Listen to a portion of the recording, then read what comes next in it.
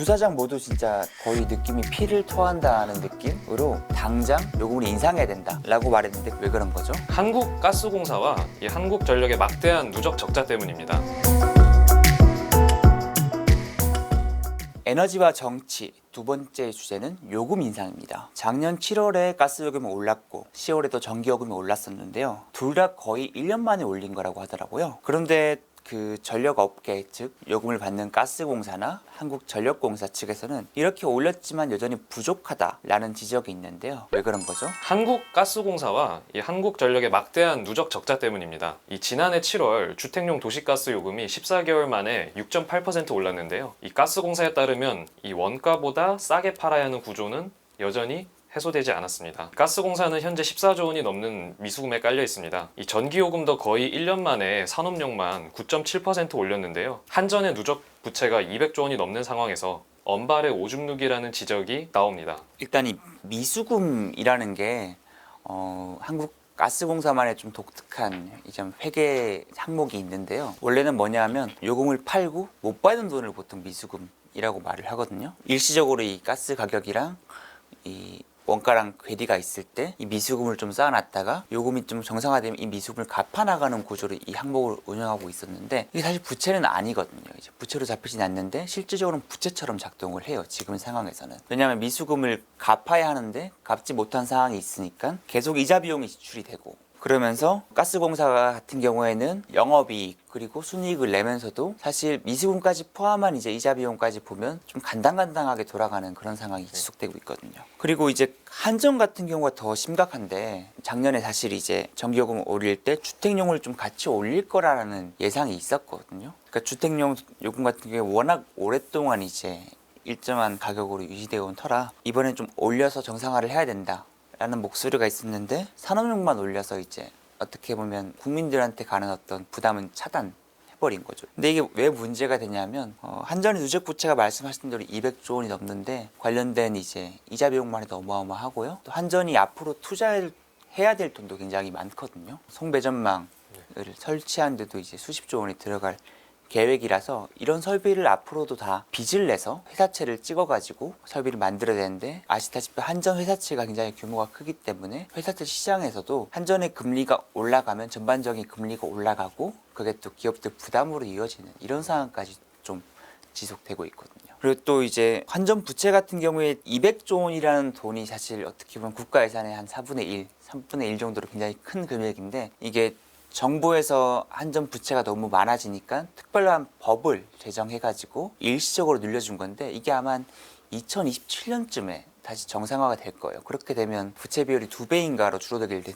될 텐데 그러면 그때까지 되기 전까지 그 120조 원 이 돈을 못 갚으면 한전은 파산하는 거죠. 어떻게 보면 진짜로 파산할 수도 있다 뭐 이런 얘기가 나오는데 사실 산업용 전기 올리긴 했지만 1년에 갚을 수 있는 부채가 뭐 수조 원대에 불과한 상황이라 앞으로 이제 재무적 어려움이 더 가중될 걸로 보이고요. 그러면 이제 요금을 올리는 절차가 중요할 것 같은데 요금을 올리는 데는 어떤 절차가 좀 필요한가요? 네, 이제 요금을 올리기 위해서는 이제 한전과 가스공사가 요금 인상안을 작성해서 산업통상자원부에 제출을 하고 전기위원회와 소비자정책심의위원회를 거쳐서 이 최종 인상안을 결정하는 절차입니다. 근데 이제 최종 인상안을 결정하는 데 있어서 현재 좀 애로사항이 하나 있는데요. 실제로는 그 법상이 어떻게 되어 있냐면 기재부 장관과 협의해야 된다고 적혀 있거든요. 근데 말이 협의지 이제 통보에 가까울 수도 있어요. 사실은 기재부 내 물가 정책과 이런 과들이 있고 그런 과들이 물가를 관리하기 때문에 공공요금이 물가에 차지하는 비중도 굉장히 크거든요. 그리고 또 어떻게 하냐면 보통 고위 당정 협의회를 통해서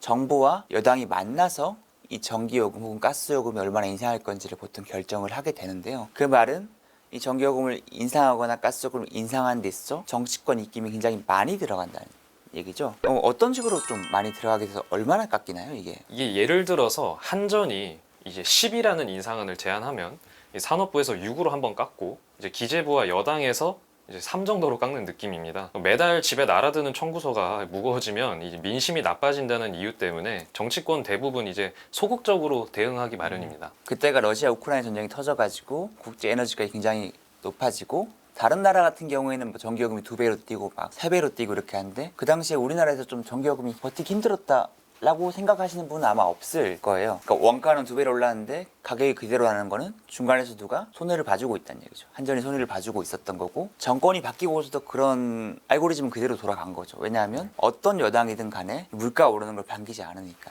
사람들이 전기세라고 부르잖아요. 어떻게 보면 세금 올리는 것처럼 사람들이 반응한다라는 인식이 강해요. 그러니까 세금을 올리고 싶지 않아 하고, 더구나 그게 국가를 위해서 올리는 세금일 수도 있지만 예산을 늘리는 게 아니라 어떻게 보면 이럴 때는 또 민간기업, 공기업, 한전에 빚을 갚아주려고 세금을 올린다. 약간 이게 정치권에 좀 설득되기 또 쉽지 않은 논리거든요. 그래서 저는 산업부를 출입하면서 작년에 이제 최현의 가스공사 사장이랑 김동철 한전 사장이 요금 인상에 대해 직접 기자회견을 하는 것도 현장에 갔었는데요. 두 사장 모두 진짜 거의 느낌이 피를 토한다는 느낌으로 국제 에너지 가격이 이렇게 뛰었는데 그 다른 나라들은 얼마나 올렸는지도 다 자료를 들고 왔어요. 정말 많이 뛰었더라고요. 근데 요금 인상폭 못 따라서 그동안 빚이 이만큼씩 들었다. 적자가 엄청나게 쌓였다. 당장 요금을 인상해야 된다.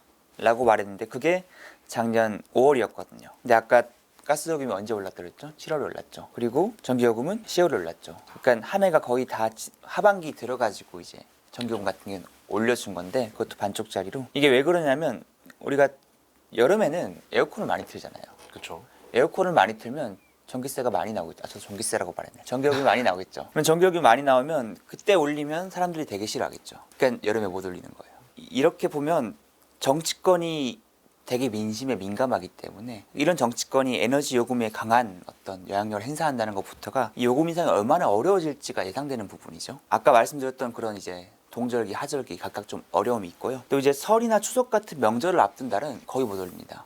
명절 민심이 안 좋아진다는 이유.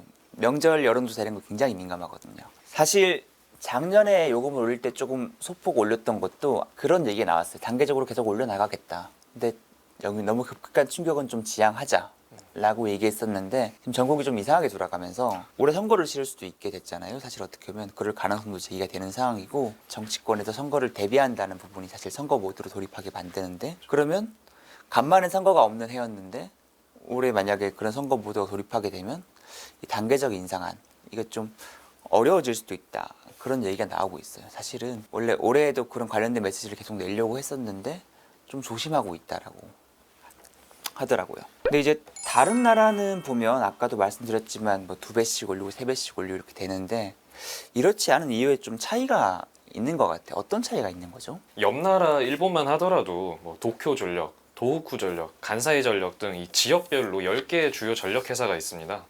모두 이제 주식회사 형태의 민간 기업이고요. 2016년에는 전력 소매 시장 자유화로 이 신규 사업자가 시장에 진입할 수 있게 해놨습니다. 일본 전력 회사들은 2022년 9월에는 전기요금을 평균 47% 가까이 올렸고 23년 6월에도 이 15에서 39% 정도 올렸습니다. 우리나라와 이제 상당히 많이 올렸네요, 다른 거죠. 진짜. 예. 사실 일본 살면 좀 힘들 것 같습니다.